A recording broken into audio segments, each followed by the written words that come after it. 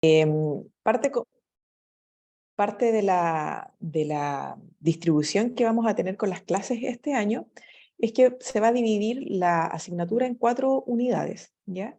La primera unidad tiene relación con todo lo que es la exodoncia, ¿ya? La extracción dental. La segunda unidad, urgencias e infecciones odontogénicas. La tercera unidad es el manejo tanto de la extracción y de la urgencia, pero en pacientes con patologías sistémicas. Y la cuarta unidad es todo lo que todo lo que está relacionado con cirugía oral y que ustedes tengan que saber diagnosticar, derivar o interpretar para quinto año. Cirugía apical, cirugía de los dientes incluidos, todo lo que está en la programación, ¿ya? Esa es como la lógica que va a tener la asignatura este año.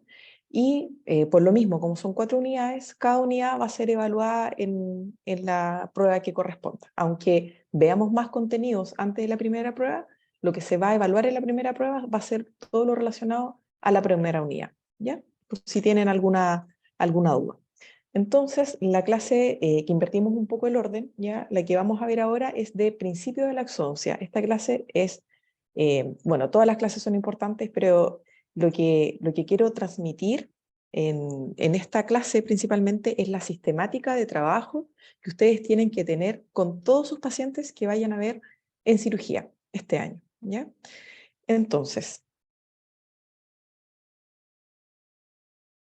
¿ya? Cuando ustedes se enfrenten ya en el policlínico de exodoncia a un paciente, la ficha clínica y toda la sistemática que ustedes están aprendiendo como para ver en operatoria, en periodoncia, en endodoncia, etcétera, en todos los ramos, es un poco distinta, ¿ya? Ya que la mejor ficha es la que ustedes pueden confeccionar en una hoja en blanco, o sea, sin necesidad de tener que consultarles a sus pacientes como si fuera una encuesta, ¿ya? Tienen que imaginar, cuando se enfrenten a un paciente de cirugía, que no tienen nada, una hoja en blanco, y tienen que tener toda la sistemática de preguntas y de atención de forma ordenada en su cabeza. Entonces, ¿qué es lo primero que tienen que consultar? ¿Cuál es el motivo de consulta de su paciente? ¿Ya? ¿Qué motivos de consulta se le pueden ocurrir a ustedes que van a llegar a cirugía? Cuarto año, pacientes para exodoncia. Díganme 4 motivos de consulta distintos que pudiesen llegar. Keila.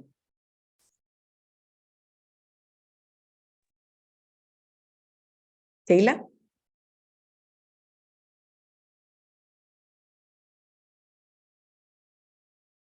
Hola. Puede ser ¿Están dolor. ahí? Dolor. Dolor. Bien. Dolor. Sí, ese es el motivo de Ortodoncia. consulta. Indicación de ortodoncia. Indicación de ortodoncia, o sea, eso es una derivación, ¿cierto? Un paciente derivado de ortodoncia para la exodoncia. Bien, van 2. Rehabilitación oral. Rehabilitación, bien. Paciente que llega con algún absceso. Bien, sí, patología infecciosa. ¿Cierto? Todos esos son eventuales motivos de consulta que pudiesen llegar. Luego de eso se desprende la anamnesis, ¿cierto? Luego de eso, el examen físico y los exámenes complementarios. Esos son como los pilares de un estudio para un paciente, ¿ya? Luego de eso, una vez que ustedes recopilan todos estos antecedentes, van a llegar a un diagnóstico y una vez que tienen el diagnóstico, van a elaborar un plan de tratamiento, que en este caso sería exodoncia diente 1.4, eventualmente, ¿ya? Y todo esto, toda esta acción que ustedes hacen, tiene que estar respaldada en un consentimiento informado. ¿Alguien sabe lo que es el consentimiento informado?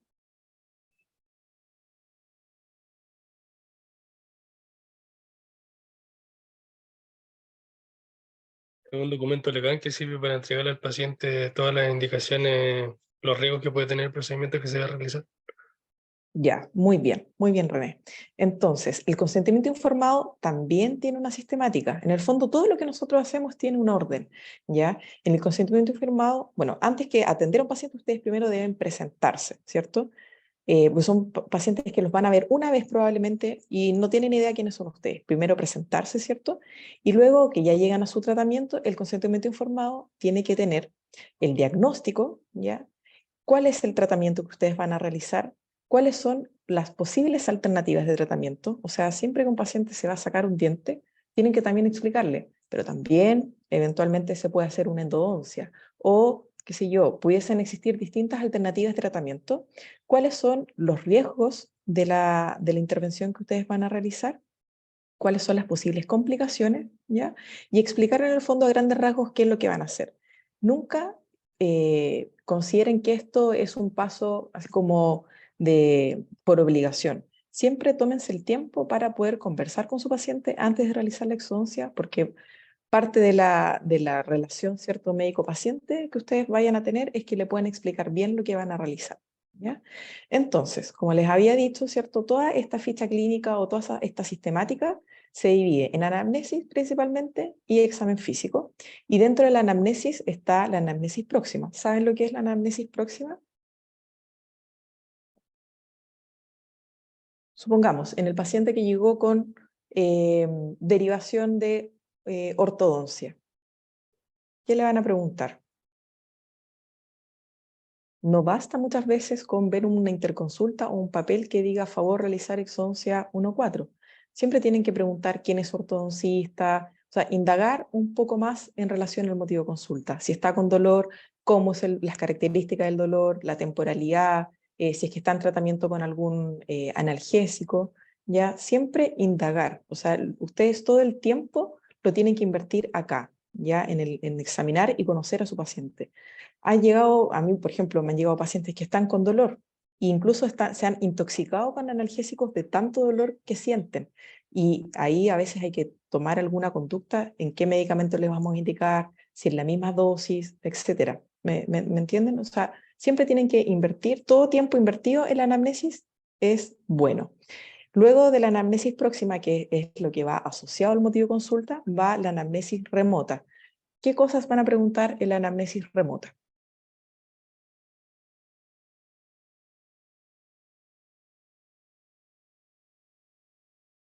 Ya, vamos, hay más de 100 conectados. Necesito que me digan 5 cosas que van a preguntar en la anamnesis remota.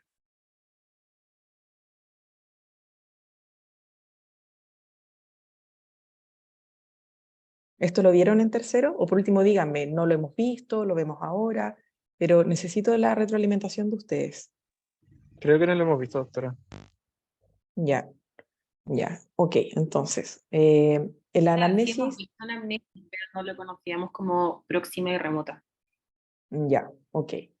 Ya, entonces este es como la nomenclatura que vamos a manejar nosotros, ¿ya? Para que en el fondo nos podamos entendiendo, que es como algo transversal y universal. O sea, si ustedes van al médico, ¿ya? O van a un kinesiólogo o a un fonoaudiólogo, probablemente va a tener la misma secuencia de tratamiento. Toda esta sistemática es algo transversal, ¿ya? Si ustedes van al médico, lo mismo. ¿A qué viene? ¿En qué lo podemos ayudar? Cuénteme acerca del motivo de consulta. Después le van a preguntar antecedentes generales y luego los van a examinar. La secuencia es siempre la misma, ¿ya? Y en la anamnesis remota, o sea, grábense estas 5 cosas y siempre pregúntenlas en el mismo orden. Antecedentes médicos, ¿ya? Y ahí se refiere a todas las patologías sistémicas que pueda tener un paciente, diabetes, hipertensión, hemofilia, enfermedad hepática, o sea, etcétera. Pueden haber infinidad de diagnósticos. Entonces, primera pregunta, antecedentes médicos. Segundo, medicamentos, ¿ya? Pueden ser medicamentos asociados a esta patología de base o pueden ser medicamentos de uso diario como anticonceptivos, antihistamínicos, ya algún tratamiento, alguna terapia que el paciente esté siguiendo por alguna otra cosa. O sea, eso tiene que estar registrado. Entonces, antecedentes médicos, medicamentos, luego o sea, alergias, ¿ya?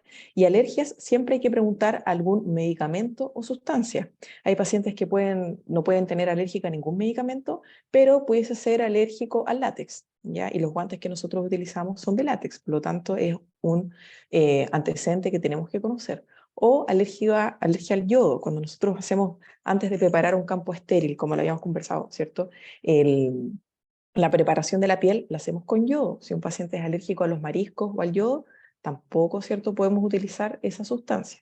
Ya luego de las alergias, si es que vienen los antecedentes quirúrgicos, alguna cirugía que se haya realizado al paciente, y acá, ojo, que tienen que manejar un poco la nomenclatura médica. Si el paciente no tiene por qué decirle, me operé de una colecistitis o me hicieron una colecistectomía, le va a decir, me operaron de la vesícula, ¿ya?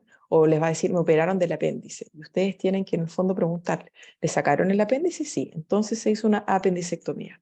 ¿Le sacaron la vesícula? Sí, una colicistectomía, ¿ya? O sea, tienen que empezar a familiarizarse con ciertos conceptos que ustedes deben plasmar en su ficha clínica como profesionales, ¿ya? O como estudiantes ya de pregrado. Luego de los antecedentes quirúrgicos, también ahí asociado a eso, preguntar, ¿se ha sacado dientes antes? Una extracción es un antecedente quirúrgico. ¿Ha tenido alguna complicación asociada? ¿Ya? Y luego vienen los hábitos. Y como hábitos en general, yo siempre pregunto 3. Tabaco, alcohol, drogas. ¿Ya? Y siempre tienen que preguntarlo en el fondo sin cuestionamientos o sin pensar, pucha, va a pensar que me estoy metiendo en su vida. No, porque si ustedes logran tener esta secuencia, nunca se les va a pasar nada, ¿ya? Se pueden encontrar con pacientes alcohólicos o con pacientes drogadictos, pacientes que consumen marihuana todos los días, pacientes que consumen cocaína, pasta base, y eso pudiese tener alguna alteración en su tratamiento. Pacientes fumadores pesados que fuman 20 cigarros al día, probablemente van a tener alguna complicación post-exodoncia. Entonces, siempre pregunten lo mismo, ¿ya? Eso es la anamnesis, ¿ya? Luego viene el examen físico, y el examen físico es el examen físico general y el segmentario. El examen físico general, ¿cierto? Que consta de 10 pasos, que ya deberían haber visto, ¿cierto? En tercer año. Y luego viene el segmentario, ¿ya? Si nosotros no vemos ningún aspecto importante a considerar en el examen físico general, vamos a pasar al segmentario, donde nos vamos a, ¿cierto?, orientar al examen facial, ¿cierto?, o extraoral e intraoral. Examinar importante ATM, ¿cierto? Si es que el paciente tiene algún dolor o algún ruido articular que le dificulte mantener apertura oral prolongada, ¿cierto? Todas esas cosas tienen que pesquisarlas en el examen físico segmentario. Y además, por supuesto, ver en el examen intraoral las condiciones generales, higiene, si es que pudiese haber alguna lesión en la mucosa oral y el diente en cuestión, ¿cierto? Y ahí ver bien si es que tiene restauraciones, si es que tiene caries o las coronas están ya con amplia destrucción, ¿cierto? Examinar bien la condición periodontal, si es que el diente está con movilidad o no. O sea, ahí tienen que dedicarse. Por eso, en el fondo, en lo personal, yo no soy muy partidaria de que vean 10 pacientes en una mañana, porque con esos 10 pacientes no van a poder realizar de manera ocuciosa una correcta evaluación. Y si no hacen una correcta evaluación, se pueden pasar aspectos muy importantes, ¿ya? Una vez que nosotros tenemos, ¿cierto?, la anamnesis y el examen físico, vamos a tener una hipótesis diagnóstica. Y la hipótesis diagnóstica es nuestro diagnóstico presuntivo, ¿cierto? Sin necesidad de ver radiografías, sin necesidad de ver exámenes de sangre, sin necesidad de nada, solamente con la clínica. Luego de eso, yo lo complemento con los exámenes complementarios, que en este caso pueden ser, ¿cierto?, imágenes, exámenes de laboratorio. Luego voy a llegar a un diagnóstico definitivo y finalmente un plan de tratamiento. Es importante también saber que los diagnósticos, ¿ya? Es bueno que ustedes sepan diferenciar entre un diagnóstico clínico y un diagnóstico radiológico, ¿ya? En un paciente con caries, con dolor, ¿ya? ¿Cuál va a ser el diagnóstico clínico de ese paciente? Dolor espontáneo, nocturno. ¿Cuál va a ser el dolor pulsátil? ¿Cuál va a ser el diagnóstico posiblemente de ese paciente? ¿Han visto algo de diagnóstico pulpar, así como a grandes rasgos? Podría ser pulpitis irreversible sintomática. Bien, muy bien, ¿cierto? Ese es un diagnóstico clínico. Y ese va a ser el diagnóstico, ¿cierto?, que va a respaldar mi plan de tratamiento. Ahora, distinto es si yo le tomo una radiografía a ese diente, ¿cierto?, y veo que tiene una caries profunda, no sé, próxima a cámara pulpar. Ese es un diagnóstico, pero es un diagnóstico de imágenes, ¿ya? Entonces, aquí tienen que saber diferenciar bien diagnóstico clínico y diagnóstico radiológico. ¿Ya? Entonces, una vez que ustedes ya tienen toda esa información y tienen su plan de tratamiento, tienen que empezar a poner distintos elementos, ¿cierto?, en la juguera. Y uno de estos factores a considerar son factores del paciente, ¿ya? Si es que tiene alguna enfermedad sistémica que contraindique el procedimiento. ¿Qué pasa si el paciente es hemofílico, ¿ya?, y tiene una alteración a la coagulación importante? Por más que ustedes estén con su forceps y todo listo para hacer la extracción, no la pueden realizar. Siempre analizar todos los factores del paciente, Factores que van en relación a la planificación del tratamiento integral, ¿ya? Ustedes no pueden ver solamente el diente, sino que tienen que ver que eso sea parte del diagnóstico periodontal, del tratamiento rehabilitador, etcétera, ¿ya? También tienen que considerar factores importantes del diente, como la destrucción coronaria, la ubicación que tiene, relación a estructuras anatómicas importantes, ¿ya? Y también, no menor, son los factores socioeconómicos del paciente. Hay pacientes que perfectamente, en realidad pasa cuando lleguen pacientes, no sé, de 14 años, ¿ya? O menos, de 9 años, con una caries, ¿cierto?, en un primer molar. Ustedes saben que ese diente posiblemente puede tener una buena una buena vida, ¿cierto? Si se hace un tratamiento pulpar, lo ideal siempre es mantener en boca, pero hay veces que el paciente no tiene las opciones para poder realizar el tratamiento ideal y también tenemos que aceptar eso, ¿cierto? Y tomar conducta, ¿ya? Indicaciones de exodoncia, que ya les mencionamos al principio, ¿cierto? Acá tenemos caries, ¿cierto? Extensas que pudiesen estar asociados a un a una patología pulpar, ¿cierto? Que supongamos no puede ser resuelta por una terapia pulpar, ¿ya? ¿Qué tenemos acá? ¿Cuál es el diagnóstico? Si ustedes dicen, necesito exodoncia del 1,4 y 2,4, yo esos dientes los veo sanos, ¿cierto? El diente 1,4 y 4 está sano. Entonces, ¿cuál es el diagnóstico que va a respaldar mi extracción?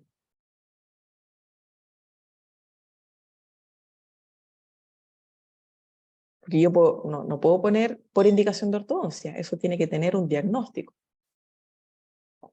¿Cuál se les ocurre a ustedes que es el diagnóstico que respalda que yo indique una extracción, en este caso? Puede ser por apiñamiento dentario, ¿no? Perfecto, súper bien, ¿ya?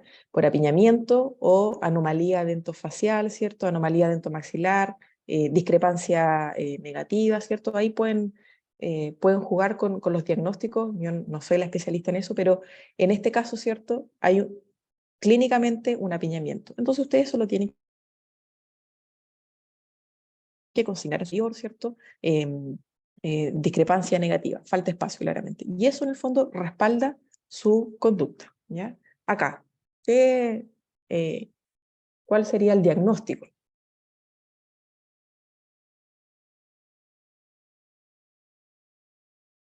Evidente. ¿Quién me puede decir algo al respecto?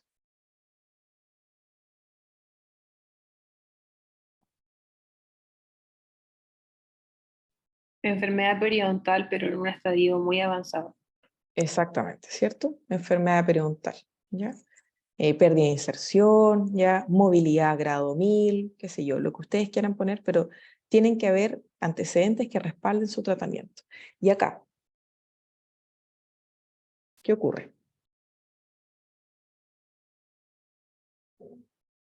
¿Qué pasa si a esta persona ustedes la van a rehabilitar con una prótesis inferior?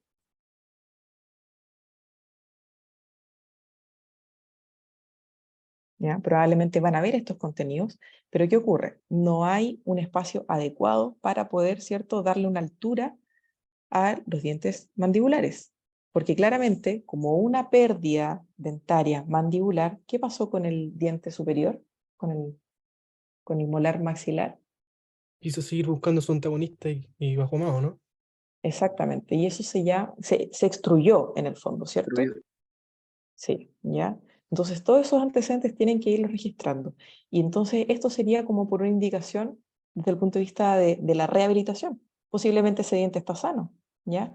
Eh, pero esas son las cosas que ustedes en el fondo, yo quiero que vayan como integrando y que las vayan diciendo una vez que les toque ver sus pacientes, ¿ya?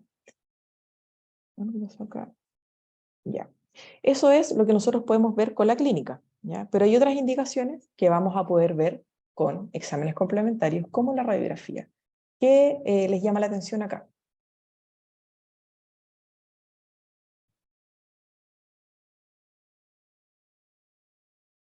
Hay un diente incluido, ¿no? ¿Qué diente? Canino, ¿o no? Un Sí, hay un canino incluido. Si nosotros posiblemente contamos en la clínica y contamos con la radiografía, hay un diente que nos falta, ¿ya? En algunos casos, estos dientes, por indicación de ortodoncia, se reposicionan en el arco, ¿ya?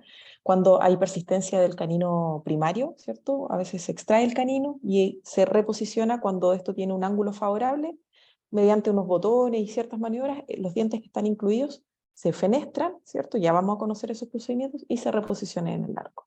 Hay otros casos donde el paciente tiene una buena oclusión, muerde bien, no tiene grandes conflictos, entonces a veces el ortodoncista indica extraer el canino, ¿ya? También vemos acá premolar, o sea, terceros molares que están incluidos, tanto los superiores como los mandibulares, ¿ya? Acá, ¿qué vemos? Hay un antecedente de un TDA, ¿cierto? De un traumatismo dentoalveolar, donde hay una fractura aquí corono-radicular, ¿ya? Ese es un diagnóstico que nosotros tenemos que complementar sí o sí con una radiografía. Acá, ¿qué tenemos? Ya, una lesión quística asociado al tercer molar o diente 4-8 incluido. Y acá, ¿qué tenemos? Un diente supernumerario, ¿ya? Entonces, tenemos la clínica y luego tenemos los exámenes radiológicos. Toda esta suma, ¿cierto?, de cosas nos van a indicar que hay ciertos pacientes a los cuales nosotros debemos contraindicar una extracción, como por ejemplo cuando hayan factores sistémicos como enfermedades metabólicas no controladas, que es lo que nosotros vamos a ver ya más adelante en la tercera unidad, pacientes con leucemia, con alteración a la coagulación, o también cuando existen factores locales como la pericoronaritis, ¿ya? Infecciones, que eso también es relativo, así que también lo vamos a ver, pero es para que ustedes tengan ciertas alertas, y dientes asociados a tumores. Ya, entonces, exámenes complementarios imaginológicos. ¿Qué radiografía tenemos aquí?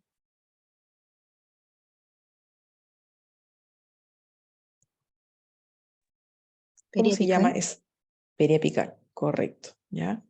¿Qué radiografía tenemos aquí? Whitney molares, Muy bien. ¿Y esa radiografía servirá como examen complementario para una extracción? la Whitney, creo que no, Ya, ¿por qué no? porque no vemos totalmente el diente, no sabemos qué tiene en la raíz, por ejemplo, si tiene asociado Exactamente, algún tumor. ¿cierto? Ujú. Claro, la morfología radicular, o sea, en el fondo no nos muestra completamente el diente, ¿ya? Por lo tanto, no se puede, ¿ya? ¿Qué radiografía tenemos acá? Una panorámica. Bien,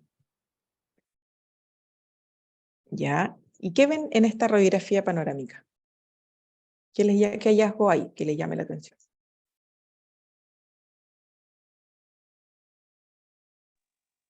De nuevo un diente incluido que impacta con un premolar por mandibular. Bien, bien, ¿cierto? Hay un canino que está incluido y además tiene una lesión radiolúcida asociada a la corona, o sea, puedes estar haciendo un quiste dentígeno perfectamente, ¿ya?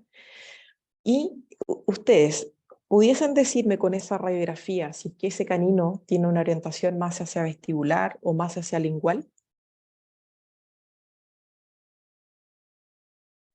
para Eh, saber cómo, Creo que cómo no, abordar ese bien. No, ¿cierto? necesitaríamos ¿Ya? otro examen complementario. ¿Cómo cuál? Un combin, o puede ser, ¿cómo se llama? Radiografía es igual, pero con, se me olvidó cómo Desplazamiento. se llamaba. Mm, eso, Ya, pero en la era que estamos ahora, o sea, el Gold Standard, el examen complementario Gold Standard que hay que solicitar para este tipo de diagnósticos, ¿ya?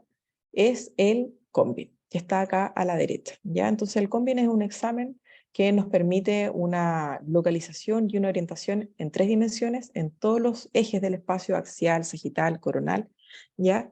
Que nos va a permitir localizar ese diente. Entonces acá podemos ver, se ve mi flecha, ¿no? Sí se Este ve. diente, ¿dónde está? ¿Más hacia vestibular o hacia lingual? vestibular. Vestibular, correcto. Entonces el abordaje o el acceso que vamos a realizar para poder extraer este diente es un abordaje por vestibular, ¿ya?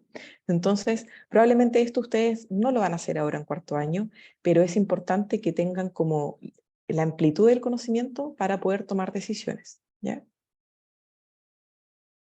Muy importante además conocer cuáles son las estructuras anatómicas vecinas importantes que están asociadas a estos dientes. En el caso de acá, ¿qué estructura anatómica importante vamos a encontrar? Lo vimos en la última clase.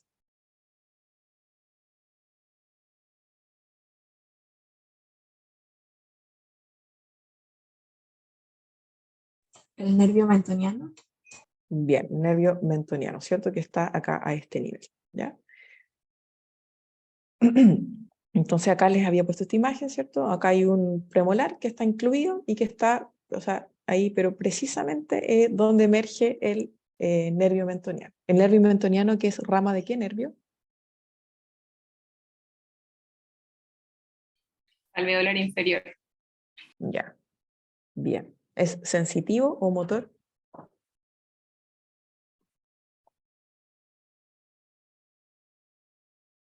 Es sensitivo. Ya, bien. Entonces siempre cuando les pregunten por algún nervio en su mente, me están preguntando por un nervio sensitivo o motor. Y ahí, ¿cierto? Encasillarlo dentro de algunas de las ramas que ustedes ya conocen, ¿ya? Entonces ahí está el nervio, o sea, exactamente el asociado al nervio mentoniano. ¿Qué vemos acá?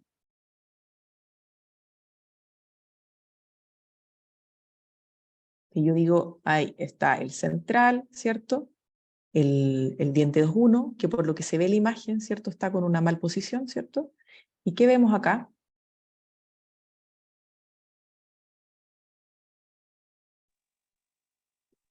¿Qué ven ahí? ¿Puede ser un supernumerario que está bajo la espina nasal? Bien, ¿cierto? Es un diente supernumerario, ¿ya? Más conocido como mesiodens, que está ahí en la línea media, y que eventualmente pudiese tener una indicación de extracción, ¿ya? ¿Qué estructuras anatómicas tenemos acá? ¿Qué es este canalcito que ven acá? Canal nasopalatino. Muy bien, ¿ya? ¿Qué es esta estructura que ven acá? Como bien dijo su compañera, acá está la espina nasal anterior y acá está la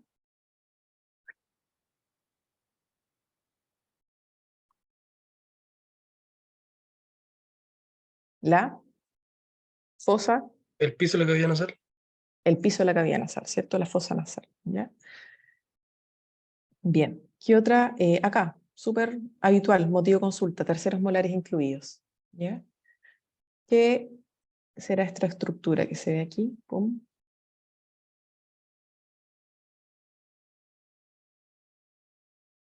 O sea, el ápice está totalmente proyectado en el canal mandibular, ¿verdad? Por donde pasa el nervio alveolar inferior. Si yo veo acá, ¿ya? ¿Qué ocurre? Vean ahí donde está el nervio, acá. ¿Se dan cuenta? ¿Lo ven? ¿Me oyen? Sí, doctora. ¿Ya? O sea, el nervio está entre los ápices, ¿ya? Profe, Acá, ¿sí? el nervio era ese puntito blanco. Exactamente. Cuando Ah, ustedes ya. vean un CONVIN, ¿ya? Que se solicitó para poder estudiar la relación, ¿ya? Este puntito blanco es lo que el radiólogo reconstruye, ¿cierto? Como el nervio, ¿ya? Entonces, siempre ustedes, a lo que yo recalco que es muy importante formar en pregrado, ¿ya? Porque después en posgrado ya creo que uno está formado en ese aspecto, es el criterio, ¿ya? Entonces, tener el conocimiento no solamente para recitar la materia, sino para poder tomar decisiones. Para mí eso es lo más importante. Si ustedes ven algo que les llama la atención, no lo hagan, ¿ya? O sea, en este caso, si ustedes hacen una extracción y dicen, pero yo veo que las raíces están cónicas, acá se ve una raíz cónica, pero no están viendo en toda su dimensión cómo está esto, ¿ya? Sacan el diente, se puede lesionar el nervio, va a quedar con qué queda el paciente si es que se daña el nervio, con una parestesia, ¿ya? Que es una complicación neurológica después de las extracciones, ¿ok? Acá, ¿cómo se llaman estas cavidades? Este es un escáner, ¿ya? Maxilofacial. Este es un corte coronal de un TAC maxilofacial. Y estas estructuras que ustedes ven acá son los Senos maxilares. Muy bien. Ya, deme un minutito. Mi hijo se puso a ver tele, así que deme un momento.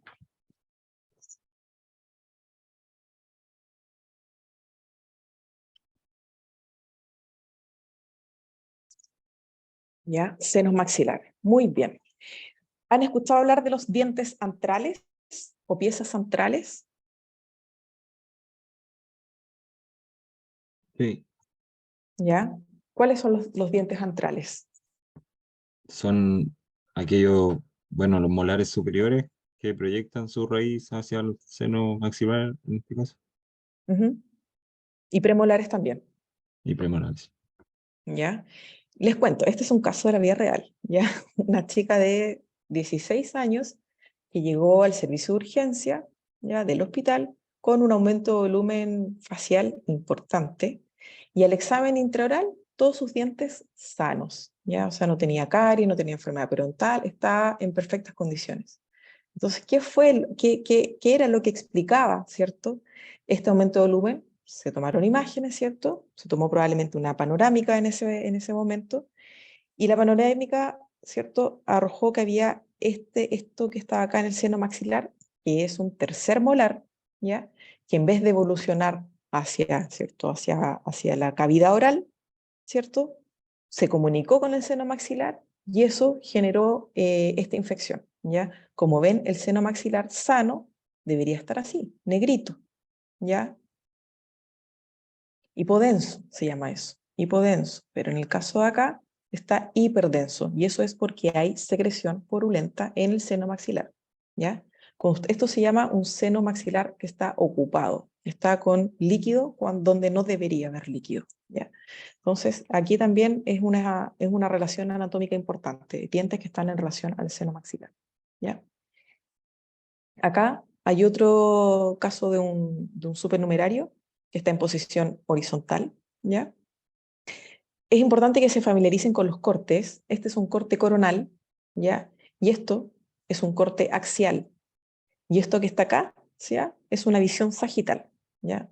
Es importante que vayan como... Se lo pueden ir imaginando, ¿no? Sí, doctora. ¿Sí? Es un corte Sí. coronal, axial, y si está así de lado, sagital, ¿ya? Y esto, claro, está también en relación a la fosa nasal. Es muy probable que al después hacer esta desinclusión pueda quedar alguna comunicación o al menos tenga epistaxis o sangre de nariz. Esa es otra cosa importante. Cuando ustedes registren en su ficha signos, síntomas, cualquier hallazgo, siempre tienen que utilizar el lenguaje semiológico. O sea, no pueden poner sangrado de nariz, ¿ya? Tienen que poner epistaxis, ¿ya? Tienen se llama el glosario semiológico. ¿Tienen alguno?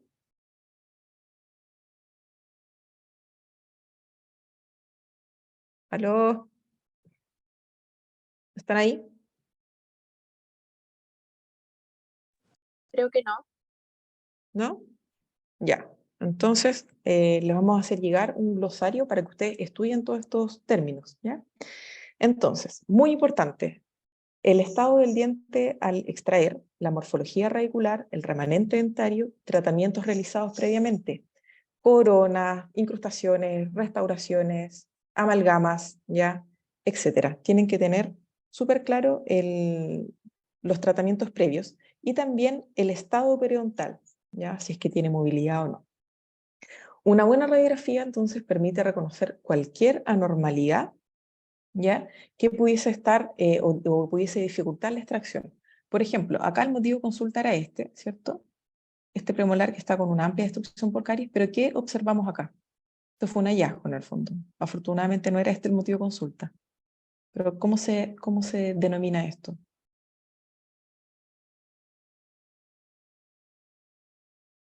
¿Mm? Si hubiese sido este Dilaceración. diente, dislaceración. Si hubiese sido este diente, ¿cierto? Presenta una dislaceración importante, ¿ya? Acá, ¿qué observamos? Una lesión apical, ¿cierto? Una lesión ahí radiolúcida.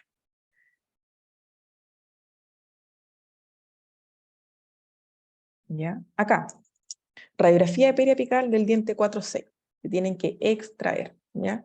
¿Cuántas raíces tiene el primer molar inferior, mandibular? Generalmente 2. 2. Una mesial y una distal, ¿verdad? ¿Qué pasó al extraer ese diente? ¿Cuántas ven ahí? 3, Tres. ¿cierto?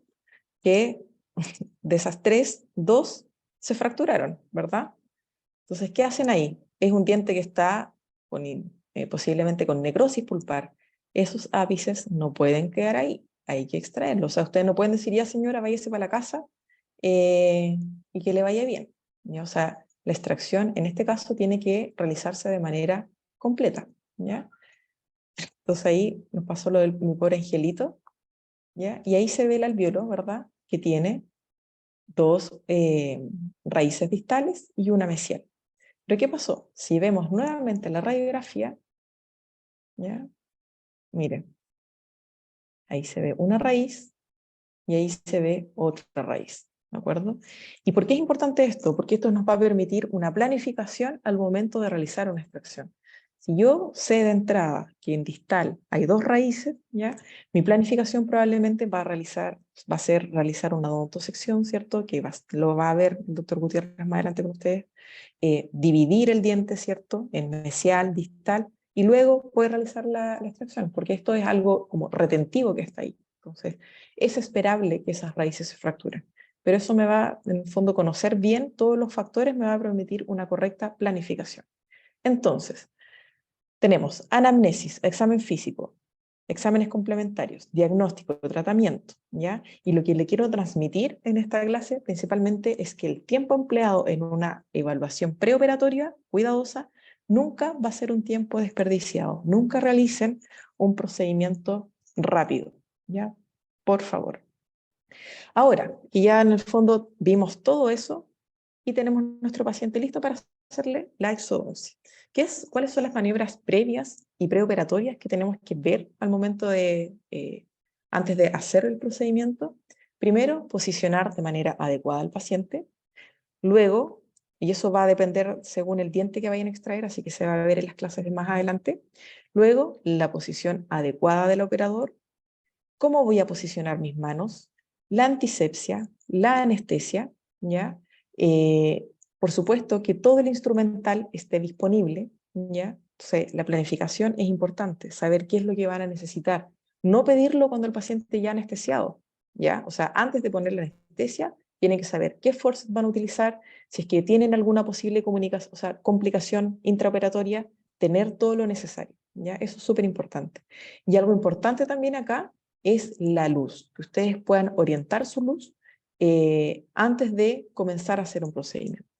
Entonces, todo esto ustedes en esta etapa tienen que memorizarlo, repetirlo y antes de hacer cualquier cosa, decir posición del paciente, posición del operador, cómo voy a poner mis manos, tengo el instrumental y repetirlo, ¿ya? Porque una vez que ya lo puedan hacer muchas veces, les va a salir algo como ya más natural y no se les va a olvidar ningún paso, ¿ya? Entonces, ¿cómo definimos exodoncia? La exodoncia es un acto quirúrgico, ¿ya? Mediante el cual se extrae el diente de su alvéolo y esta debe realizarse de forma indolora, o sea, el paciente no tiene que presentar dolor, ¿ya? Con mínimo daño a los tejidos que lo rodean, tanto tejido óseo como tejido blando. O sea, proteger las tablas alveolares, ¿ya? Y proteger también los labios, la encía, la lengua, ¿ya? Porque tenemos potenciales instrumentos dañinos dentro de la boca, o sea, un elevador, un portaaguja, un bisturí, ¿ya? Todas esas cosas pueden generar daño, por lo tanto hay que tener mucho control del instrumental y cuidar los tejidos adyacentes, ¿ya? Para permitir entonces un buen postoperatorio y que la cicatrización se desarrolle de forma normal. Y es muy importante pensar en que todo diente, ya sea enfermo o sano, que vayamos a extraer, luego tiene que haber una rehabilitación. Entonces, si en este caso ya yo extraigo ese resto radicular, tengo que pensar que esa persona más adelante va a querer rehabilitar esa zona, ya sea con un implante, con una prótesis, qué sé yo, pero los tejidos tienen que quedar lo más indemnes posible, ¿ya? ¿Cuáles son los principios mecánicos para hacer una exodoncia? La expansión del alvéolo, el uso de la palanca o punto de apoyo y la inserción de una cuña. Esos son principios físicos, ¿ya? La expansión del alvéolo, esto se logra ya mediante un instrumental, ¿cierto? Que pueden ser un forceps, un elevador o ambos, utilizando el diente como instrumento dilatador. Es decir, yo voy a tomar el diente, ¿cierto? Con un forceps y voy a realizar ciertos movimientos donde la raíz va a ser el instrumento o en el fondo la porción del diente que me va a permitir una expansión del alvéolo, lo que me va a generar un espacio para poder, ¿cierto?, extraer el diente. ¿Ya? Se requiere que tengamos un remanente dentario suficiente para poder hacer una buena prensión con los bocados del forceps, ¿ya? La dilatación del hueso alveolar solo es posible si es que este es suficientemente elástico. ¿Qué factor importante creen ustedes que hay que considerar para saber si un hueso es suficientemente elástico o no?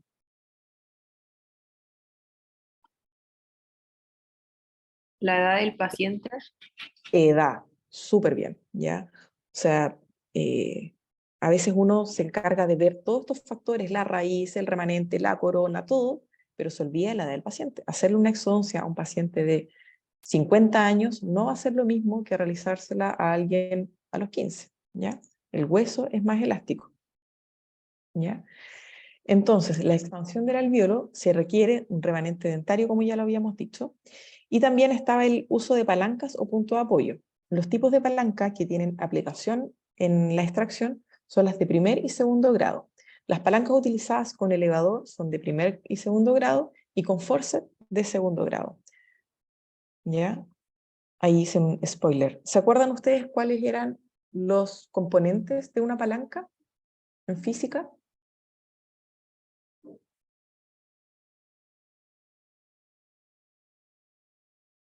¿Se acuerdan? Se necesita un punto de apoyo. Ya. ¿Qué más? Una fuerza contraria. Sí. ¿Ya? 2 de 3. Necesitamos, ¿cierto? Una fuerza, ¿cierto? Una potencia, que va a estar dado por mi mano, ¿cierto? Mi mano es la que va a ejercer, ¿ya? O le va a administrar energía a este movimiento para poder realizar la extracción.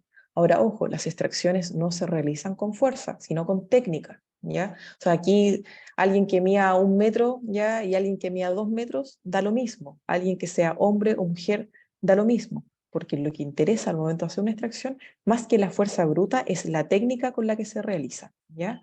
También tenemos una resistencia, ¿cierto? Que en este caso va a ser el diente, y el punto de apoyo que va a ser el hueso alveolar o el diente vecino. Evitar, ¿cierto? Apoyarnos en el diente vecino, porque lo podemos pasar a mover, o a fracturar, o a desalojar una restauración, son cosas que ocurren, ¿ya? Así que el punto de apoyo idealmente tiene que estar en el hueso alveolar.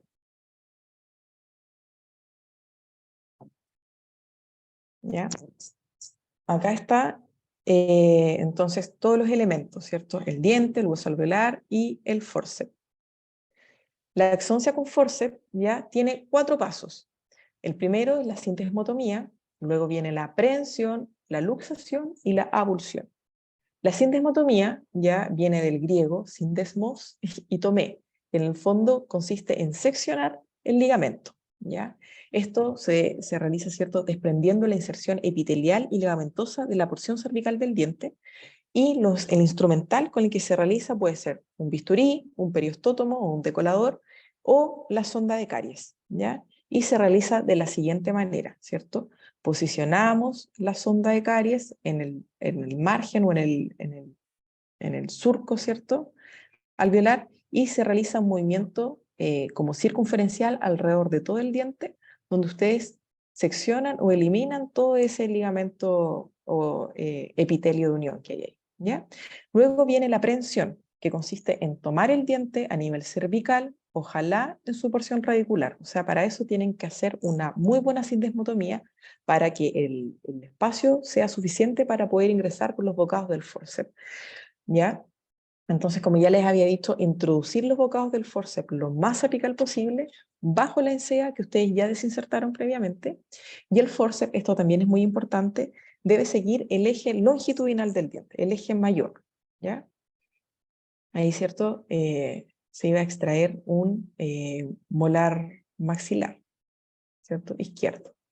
Esta es una correcta aprehensión del diente. A esto me refiero que el forceps debe seguir el eje mayor del diente, ¿ya? O sea, esto tiene que, ustedes cuando ya empecemos a ver el práctico, empiezan a ver sus primeras exodoncias, deténganse a ver esto, ¿ya? Porque si ustedes no posicionan el forceps de manera adecuada, toda la energía o toda la fuerza no se va a disipar de la manera correcta y podemos generar fracturas coronarias, o ciertos procedimientos indeseados, ¿ya? Considerar, ¿cierto? Esto en los dientes que tienen, los dientes multirradiculares, ¿cierto? Acá tenemos un diente molar maxilar que tiene 3 raíces, ¿cierto? O sea, el espolón del forceps se debe posicionar en la zona de la furca, ¿ya? Esto es lo que tenemos que evitar, ¿verdad? Acá tenemos que este es el eje longitudinal del diente, pero el eje del forceps va contrario, ¿ya? Eso no es un movimiento adecuado. Luego viene la luxación, que es la desarticulación del diente, y esto se consigue rompiendo el ligamento periodontal y también expandiendo el hueso, mediante 2 tipos de movimiento principalmente, movimientos de lateralidad, que son movimientos hacia vestibular o palatino-lingual, y de rotación, ¿cierto? O torsión, que en el fondo es rotar el diente sobre su propio eje, y este se puede relacionar, o sea, se puede realizar según la anatomía. Si tengo una raíz fina, curva, aplanada, y yo roto ese diente, ¿qué creen que puede pasar? Imagínense que la raíz es como un gancho, se va a fracturar. O sea, si yo tengo un diente, ¿cierto?, alargado y con una curva en el tercio apical y yo lo roto, ¡pum!, ese tercio apical fino se va a fracturar, ¿ya? Estos son entonces los movimientos vestíbulo-palatinos, lo que me va a permitir expandir el hueso alveolar, ¿cierto? Sabemos que el hueso alveolar maxilar es más esponjoso, ¿cierto? Va a ser un poco más sencillo, entre comillas, ¿ya? El hueso mandibular es más corticalizado, va a ser más duro posiblemente, ¿ya? Entonces, movimientos de lateralidad. Y también esto es importante, ¿ya? Saber bien si es que el movimiento debe ser mayor hacia vestibular o hacia lingual o palatino. Eso lo van a ver más adelante con el doctor Brandon, ¿ya? Y también esto es importante. Si yo realizo un movimiento, ¿cierto?, justamente en esta zona y hago un movimiento de lateralidad hacia lingual, ¿qué va a pasar? Como esta zona es más frágil, voy a fracturar la corona y voy a quedar solamente con la raíz, ¿ya? Entonces es importante visualizar todo eso. Y finalmente viene la abulsión, que es la maniobra que permite, una vez luxado el diente, retirarlo desde el alvéolo, ¿ya? Se realiza generalmente con un movimiento de tracción, ¿ya? Ahí está. Las exodoncias con elevador, ¿cierto? Que es otro instrumento, que es un instrumento utilizado para extraer dientes o raíces dentarias, ya sea como complemento del forceps o como instrumento principal. Ya en algunas ocasiones nosotros vamos a luxar el diente con un elevador, pero finalmente los movimientos de tracción van a ser con un forceps, ¿ya? Entonces, eso se va dando con el tiempo para que ustedes puedan diferenciar cuándo con uno, cuándo con el otro. Y según su forma son capaces de efectuar distintas fuerzas en cuanto a la dirección y la intensidad, ¿ya? Pues ustedes ya vieron la clase instrumental, entonces tienen que conocer los distintos tipos de elevadores y más adelante vamos a hacer un práctico donde los van a poder ver y reconocer, ¿ya? ¿Cómo se toma un elevador? ¿Cierto? El mango se tomará de forma palmar, ¿ya? Y el índice es el que va a guiar el movimiento, ¿ya? Es el que tiene que ir en la parte activa. Esto tiene que pensar que es un arma que ustedes tienen en la boca, o sea, un punzón, como le dicen los pacientes. Cuando dicen, no, me sacaron un diente con un punzón, ¿ya? Esto es un arma. Si ustedes no pueden manejar el movimiento, pueden perforar piso de boca, pueden, si están sacando un resto apical de un premolar, pasar directo hasta el seno maxilar, ¿ya? Entonces, es importante que sepan utilizarlo bien, ¿ya? Es una gran ayuda, pero tiene que ser con responsabilidad, ¿ya? ¿Dónde se aplica la fuerza con el elevador? ¿Ya? Esto va a estar determinado principalmente por la línea o el eje de salida que tenga el diente o raíz, y en las raíces rectas o cónicas, el punto de apoyo se dice que está por mesial o distal indistintamente, ¿ya? Y si la raíz tiene una dirección hacia distal, el punto de apoyo es mesial, ¿ya? Porque el eje de salida es hacia arriba y hacia atrás. Y si la raíz tiene una dirección hacia mesial, el punto de apoyo es hacia distal del diente, ya que la línea o el eje de salida es hacia arriba y adelante. ¿Ya?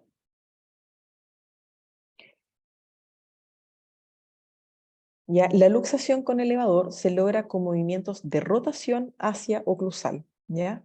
Siguiendo el eje mayor del elevador, y esta maniobra va entonces a romper el ligamento periodontal y también se produce la expansión del alvéolo. La mantención de los movimientos de luxación permiten la abulsión de la pieza dentaria desde su alvéolo.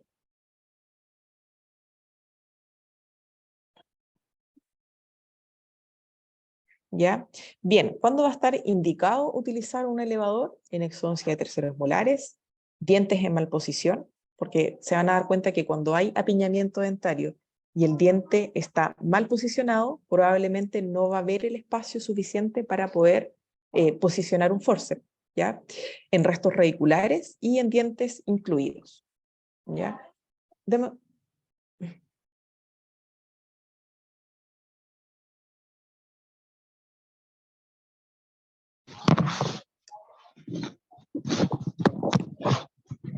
¿Ya?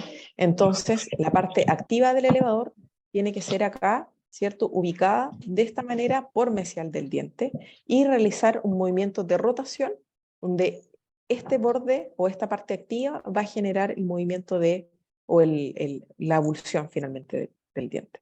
¿Ya?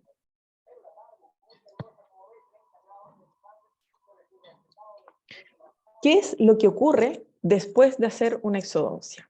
Ojo, esto es algo que el edema, ya, o inflamación, que dicen muchos, pero la palabra correcta es edema, que es el aumento de volumen, ¿cierto?, por una extravasación de líquido, ¿cierto?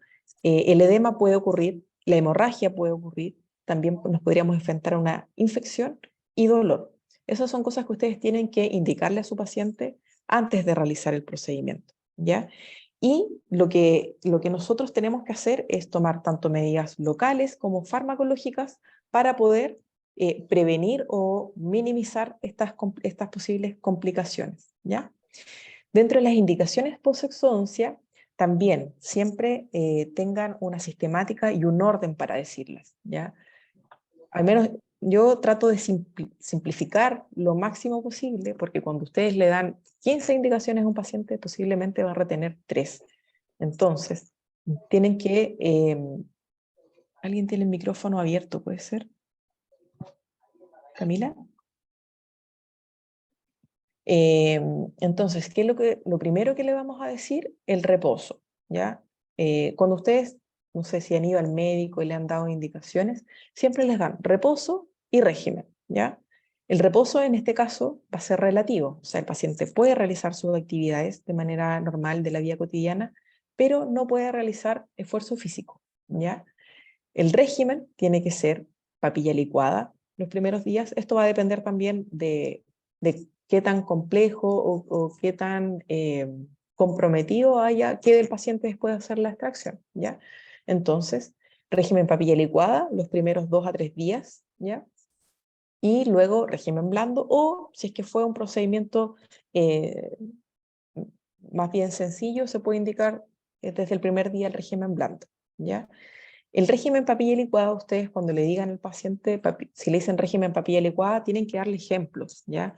Tienen que decir, tiene que comer como una guagua, ¿ya? Jalea, yogur, helado, qué sé yo, compotas, cremas, qué sé yo, licuado y todas esas cuestiones, ¿ya? Ese es el régimen papilla licuada. Y el régimen blando, para que el paciente lo entienda, ustedes le dicen todo lo que pueda partir con una cuchara. Tortillas, papas, qué sé yo, pescado, pollito deshilachado, todo ese tipo de cosas, nada que tenga que cortar con los dientes, ¿ya? Ese es el régimen blando.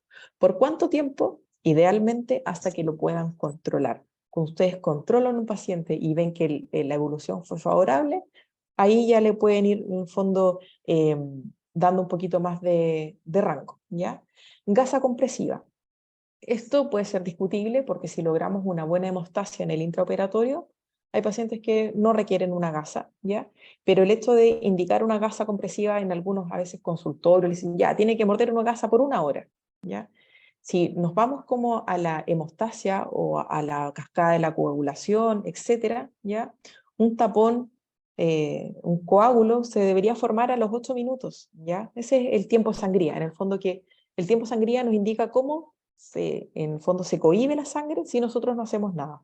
Eso tarda 8 minutos, entonces indicar una gasa compresiva por 1 hora es un poco excesivo y a veces los pacientes se confunden y después las cambian, lo que es contraproducente. Entonces, gasa compresiva lo damos como medida general, pero no extenderse, ¿ya? Yo a veces le digo a los pacientes hasta que lleguen a la casa, o 10 minutos, no más que eso, 15 minutos, una cosa así. Y en caso de que el sangrado, una vez estando en su casa, el sangrado se vuelve activo, tiene que volver a morder algo, ¿ya? La principal medida hemostática es la compresión. Entonces, si el paciente tiene un sangrado activo profuso en casa, saber que tiene que morder. Si no tiene una gasa, si nosotros no le alcanzamos a dar una gasa, un pañuelo limpio, una toalla limpia y seca, pero siempre indicarle que la primera medida es comprimir, ¿ya? Y también explicarles, a veces los pacientes se asustan que durante la noche mojan un poco la almohada, amanece un poquito roja, eso también no es normal. Eso no quiere decir que haya una hemorragia. La hemorragia es cuando hay sangrado activo profuso, ¿ya? No escupir ni enjuagarse, ya está súper instaurado que después de una extracción hay que hacerse enjuagues con salmuera, con matico, no. O sea, ahí ustedes le explican, acá nosotros sacamos un diente, se va a formar un coágulo, que es un tapón de sangre. Si los pacientes escupen o se enjuagan o en el fondo no siguen las indicaciones, ese coágulo eventualmente se puede desintegrar, ¿ya? Dependiendo de la intensidad, ¿cierto?, con la que se realizó la extracción, podemos indicar frío local intermitente durante el primer día, ¿ya?, para controlar un poco más el edema. Una higiene oral prolija. Es súper importante hacer hincapié en esto a los pacientes, ¿ya?, porque a veces dicen, no, me sacaron un diente, así que no me los lavo hasta que me vean la próxima semana. No. A sacar un diente genera una herida, y una herida que no está limpia se infecta, se contamina, etc., ¿ya? Luego tenemos que dejar nuestra analgesia o antibióticos si es que es necesario, dejarlos bien indicados por los días, ¿cierto?, que son necesarios. ¿Por cuántos días indicarían ustedes un analgésico post-exodoncia?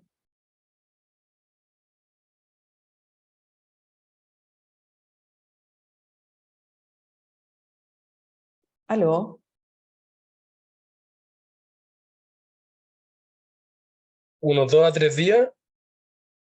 Claro, va a depender, ¿cierto? Va a depender de cuán traumático haya sido la extracción. Yo de base lo dejo 3 días. ¿Por qué 3 días? ¿Ya?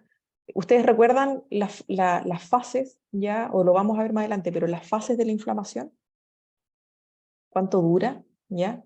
El pic inflamatorio después de un trauma es a las 72 horas, o sea, a los 3 días. Al paciente, si se va a hinchar, el primer día se va a hinchar un poco, el segundo día un poco más y el tercer día un poco más. Esto también hay que explicarlo dentro de la normalidad, ¿ya?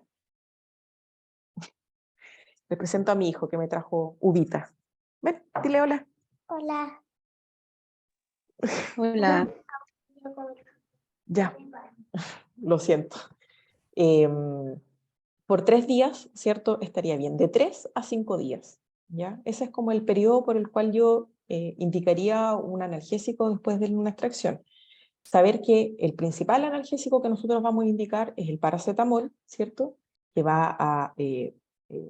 tiene, ¿cierto?, ya toda una respuesta de inhibir la COX-2, ¿cierto?, etcétera. Pero también muchas veces esto debemos asociarlo a un antiinflamatorio como el ibuprofeno, el diclofenaco, ketoprofeno, naproxeno, o sea, millones. Ustedes los tienen que estudiar, saber en qué presentación existen, cuál es la posología, saber cuáles son las contraindicaciones de cada uno y saber cuándo emplear cada uno, ¿ya? Y después viene el control, ¿ya? Y en el control, siempre, o sea, en lo ideal, realizarlo siempre, ¿ya? A veces uno no pone puntos, ya, listo, váyase para la casa, pero al menos en cuarto, yo indicaría casi que suturas en todo para que ustedes, uno, aprendan a hacerlo, ¿ya? Y también tengan ese control con el paciente para saber si le dolió o no, ¿ya? Si se inflamó, qué sé yo, todo eso ustedes tienen que preguntarlo después de su control, ¿ya? Entonces, eso sería en cuanto a las indicaciones post-exodoncia, ¿ya? Y eso no es todo, todo esto que ustedes realizaron, todo su proceso de la extracción, el acto quirúrgico, ya, además de tener registrado en un papel la anamnesis y el examen físico, después tienen que registrar el procedimiento. La anestesia que utilizaron, la técnica, ¿ya? O sea, técnica infiltrativa por vestibular y por palatino en relación al diente 1.5 con lidocaína, al 2% más epinefrina, cuántos tubos utilizaron, y describir el procedimiento que ustedes realizaron. Y eso se llama, en cirugía ya o en pabellón, nosotros siempre tenemos que realizar un protocolo operatorio. Siempre tiene que quedar registrado lo que ustedes realizaron, si es que tuvieron alguna complicación o si es que hubo alguna fractura, después si hicieron un aseo con suero fisiológico, ya acondicionaron el alvéolo, vieron que no hubiese un sangrado activo, sutura, gelita, etcétera, ¿ya? Todo eso tiene que quedar registrado y después recién de eso ustedes se despiden de su paciente, ¿ya? Probablemente hablé mucho, les di mucha información, pero la idea es que después cuando lleguen a ver a un paciente, tengamos todos los criterios unificados y realizan todo esto en cada uno de sus pacientes. ¿Dudas? ¿O qué les pareció la clase? ¿Algo que les haya faltado? Todo bien, doctora, muy buena la clase. Ya, alguien preguntó en el chat.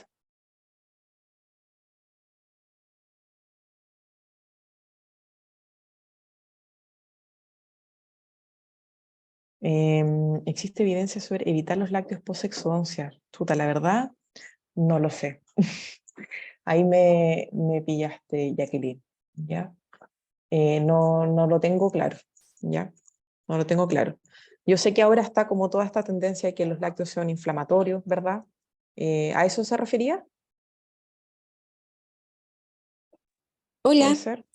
¿Sí? hola, hola. Sí, mire, lo que pasa es que yo trabajé hartos años en consultorio y se daba en la ocasión que llegaban pacientes con alveolitis ¿Ya? post-exodoncia y habiendo cumplido todos los protocolos. Ujú, Sin embargo, en muchos nos ocurrió, quizás es bueno para un ujú, estudio, en muchos nos ocurrió que se daba que habían consumido lácteos. Entonces, desde mm. ese día yo comencé como indicación extra, indicar a los pacientes que no consumieran lácteos durante el primer día. Y fíjate que ni un problema. Así que eso, quizás es bueno para un estudio, puede ser. Sí, puede ser, no sé, o sea, es que desde la etiología de la alveolitis, la etiología es en el fondo por una disgregación del coágulo, entonces tendría que ver qué efecto pudiese generar como la alveolitis en la formación del coágulo, o en que se desaloje, o que se disgregue, etc.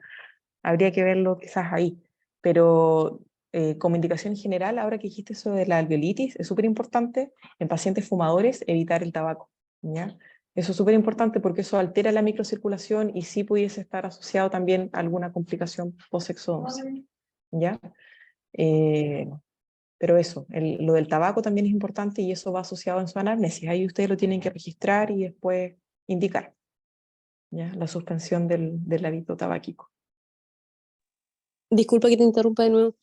Pasa Ujú, que en muchos lugares donde hay sectores rurales, sobre todo, ujú, se da mucho que la gente sabe que hay hierbas que son cicatrizantes, por ejemplo, el matico, ¿no es cierto? O las viejitas dicen la salmuera. mm, Y quitar esto de la mentalidad de las personas cuesta mucho. mm. Entonces yo llegaba a la conclusión de que era mejor decirle, eso sí, le puede servir, pero hágalo pasado mañana. Desde ahí le va a servir, antes no, ¿te fijas? Sí, Entonces, para no quitarles esto, porque ellos dicen, no, si esto es sabido por generaciones de qué sirve. Entonces, sí, pues es poder como darle la parte de opción. su, Sí, de de su su, cultura. Ujú. sí, sí, sí es cierto. Eh, yo a veces lo indico, pero no sé, a veces en vez de indicar clorexidina o cuestiones que uno sabe que probablemente no va a generar un mayor impacto, indico manzanilla, matico, ya que igual existe evidencia o está súper instaurado que favorece a la inflamación o a la cicatrización. Pero claro, el primer día postoperatorio es súper importante, sobre todo porque la alveolitis se va a manifestar del tercer al quinto día. Entonces, los primeros días es súper importante poder mantener el coágulo. Ahora, claro, como a veces les cuesta mucho entender, yo le digo, mire, acá sacamos un diente, se va a formar un tapón de sangre que se llama coágulo. Eso hay que cuidarlo. Si usted se enjuaga fuerte, ese coágulo lo va a botar y va a seguir sangrando. O sea, siempre decir lo más como directo y fácil posible para los pacientes. Pero sí, también coincido. Lo otro que si uno les dice, si usted pierde el coágulo, el hueso queda desnudo. Y ahí como que te hacen caso. Sí. Sí, y duele mucho. Es muy doloroso. La peor alveolitis es la alveolitis seca. Sí, eso. No sé si es que alguien más puede complementar algo. Brandon, ¿alguna duda?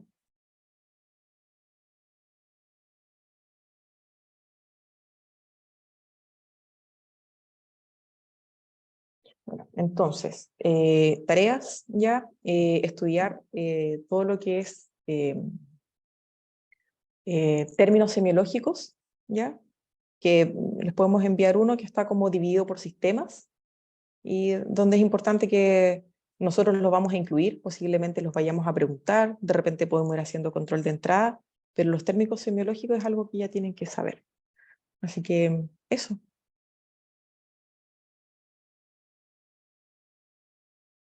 Muchas gracias por su atención. Y el doctor Gutiérrez continúa más tarde, ¿cierto? Sí, quería complementar un poquito con el uso de la gasa. Si bien la hemostasia se logra dentro de los 5 a 8 minutos después de la exodoncia, es importante hacer un poquito hincapié con los pacientes, decirle que la muerdan un poquito más, porque sucede muchas veces que uno dice, no, en 5 minutos va a dejar de sangrar, y cuando uno le está dando la indicación a los pacientes, están más pendientes de sacarse la gasa que de escucharlo uno mismo. Entonces yo adopté la conducta de decirle en media hora, en una hora más, o cuando llegue a su casa, así se saca la gasita y la bota, porque ahí uno se asegura que los pacientes realmente la utilicen. Y sucede a veces que, claro, están más pendientes de sacarse la gasita y apenas salen del box, ¿cierto? Para ir a hacer la receta, qué sé yo, y ya se sacan la gasa y la botan como si nada, sin siquiera cumplir con los minutos. Entonces, como medida de prevención, quizá uno dice un poquitito más del tiempo necesario, es de lo que uno ya sabe que se va a demorar la coagulación. Hay algo importante también, cuando ustedes hagan su protocolo, ¿cierto? Y anotan todo lo que hicieron, al final tienen que poner, entrego indicaciones de manera escrita y verbal. O sea, no sirve que ustedes le entreguen una hoja a un paciente con las indicaciones si es que no se la explican, ¿ya? Hay porcentaje a veces de analfabetismo, pacientes que no van a poder leer esas indicaciones, y ustedes tienen que adaptar su lenguaje al paciente. Entonces van a tener que explicarle y entregarle por escrito, ¿ya? Y la receta, lo mismo, cuando indican analgésicos, pedirle a los pacientes que se la tomen en el horario que corresponde, porque la idea es prevenir el dolor. Hay pacientes que dicen, no, después que me dolió, ahí me lo tomé. La indicación del analgésico es prevenir el dolor, ¿ya? Entonces, lo que yo también les digo, tómenlo antes que se le pase el efecto de la anestesia, porque probablemente no les va a doler a la hora ni a las 2 horas, porque está con un anestésico, con vasoconstrictor, pero después como se les pasa el efecto de la anestesia, empiezan las molestias, ¿ya? Entonces, que lo tomen de manera rigurosa y dependiendo del horario, a veces yo les digo 7 de la mañana, 3 de la tarde, 11 de la noche. A veces se descuadran mucho con los horarios y no sé, pues a las 2 de la mañana pueden despertar con dolor.